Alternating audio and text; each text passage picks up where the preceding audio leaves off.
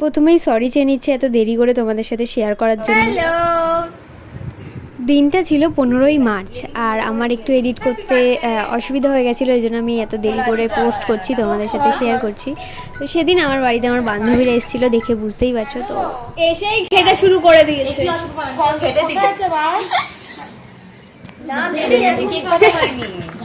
এসেই খেতে শুরু করে এই 3টে গ্লাস একা ফাঁকা করেছে, দিশানি একা ফাঁকা করেছে। একা খেয়েছি মানে 3টে গ্লাস, 3 গ্লাস কোল্ড ড্রিঙ্কস তো একাই খেয়েছে। হ্যাঁ বলো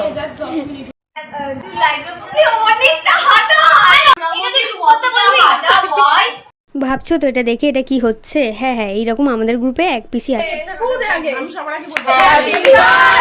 এই কেকটা আমার সব বান্ধবীরা মিলে আমাকে গিফট করেছিল, আর ভীষণ সুন্দর হয়েছিল, ভীষণ পছন্দ হয়েছিল। তার থেকেও বড় কথা, ওরা যে সবাই এসছে এই দিনে সময় বার করে, যে আমাকে মানে এই দিনটায় যে এতটা এফোর্ট দিয়েছে, এটাই আমার কাছে সবথেকে বড় পাওয়া।